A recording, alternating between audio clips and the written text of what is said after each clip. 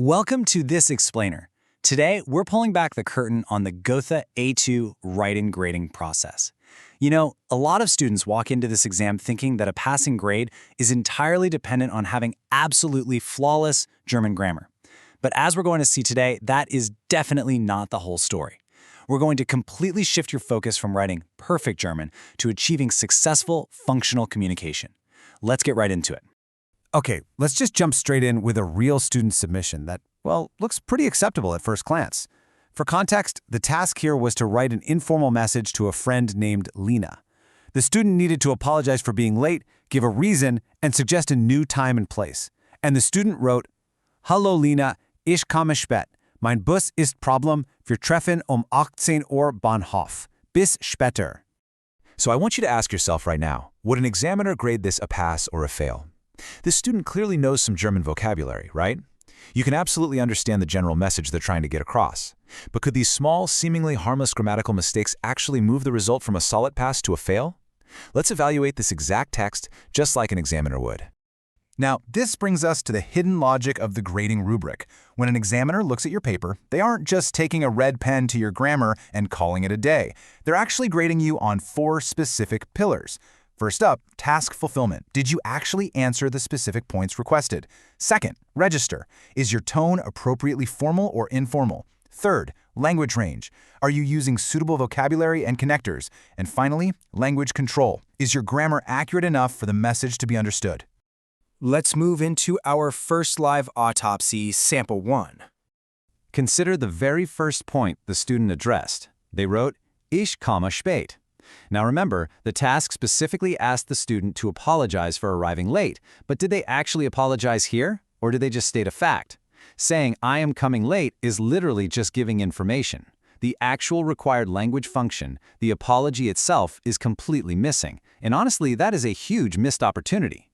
Giving information is definitely not the same as performing the required language function of an apology. Because the apology wasn't there, they lose points on the very first pillar, task fulfillment. Compare that to the corrected version.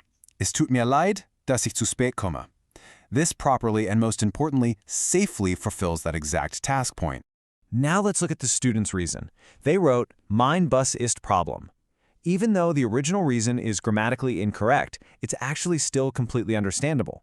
A native speaker knows exactly what this means. If we weigh the options on the grading scale, a much safer answer is Der Bus hat Verspätung. But this shows us a crucial secret of the exam. Task fulfillment often completely outweighs producing perfect sentences. Because the student successfully communicated a reason, they might actually still get credit for this point despite the grammar errors. Which brings us to our next major section, the register trap, using sample 2. The absolutely crucial point here is knowing your audience, which brings us to a text written to a boss, Mr. Lehman. The task asks the student to thank him for an invitation, say they'll bring someone, and ask for directions. The student writes, "Hallo, Herr Lehmann. Danke für deine Einladung. Wo ist deine Hause?" Now, the student actually answers the required points here. But yikes, there is something dangerously wrong with how they address their manager. Imagine walking up to the CEO of a German company and talking to him like he's your drinking buddy at the local pub. It's incredibly awkward. You can have completely understandable information, but absolutely bomb the register pillar if you speak to your boss as if they were a close friend. Using allo and the informal deine is a huge red flag for the examiner. Notice the shift in the correction. You must use formal pronouns like ihre and a formal greeting like sehr geehrter Herr Lehmann. If you don't match the register to the relationship, your score is going to plummet. Let's tackle one of the deadliest syntax traps in A2 German, subordinate clause architecture. We call this the weil rule.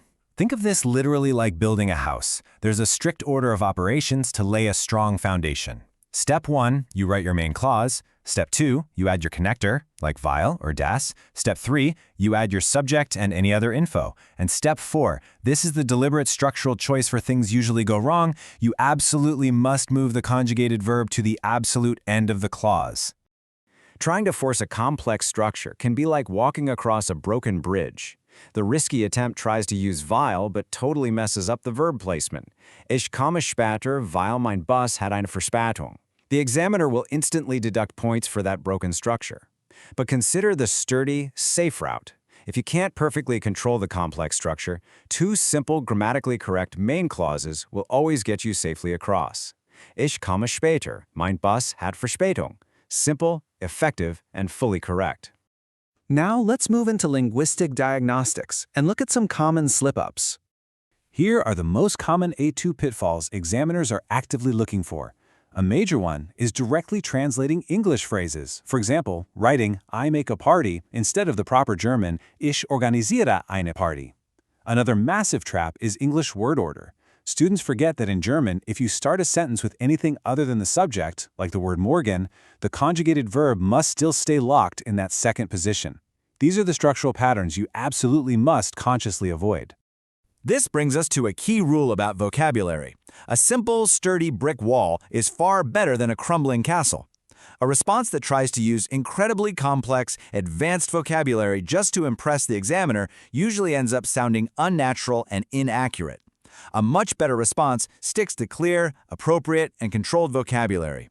Please, do not try to impress the examiner with advanced vocabulary you can't control. Simple German is not weak German. So, how do we avoid all these traps? The blueprint for success. This is the 5-minute method. Minute 1, identify your relationship to the recipient so you lock in the correct register. Minute 2, underline the 3 required points so you don't drop the ball on task fulfillment. Minute 3, choose your safe pre-memorized expressions. Minute 4, write the text using short controlled sentences. And Minute 5, check your grammar, specifically looking at that verb placement. This method acts like a ticking clock in the best way possible. It keeps your panic levels down and ensures you systematically address the register, the task points, and the required structures safely. Seriously, you might want to take a screenshot of these 5 final takeaways right now. Answer all 3 points. Use the correct register. Keep the verb in position 2 for main clauses. Push the verb to the end after weil or das, and use simple, accurate German. Because as we've proven today, you do not need perfect German to pass. You just need a complete, appropriate, and understandable response. So, I'll leave you with this final thought. Could your simplest, most controlled sentences actually be the key to passing your A2 exam? The answer is a resounding yes. If you want to put this to the test, submit your own writing drafts to Falowen for our next explainer, and let's find out together if you've mastered the fine line between a pass and a fail. Thanks for learning with me today, and I'll catch you in the next one.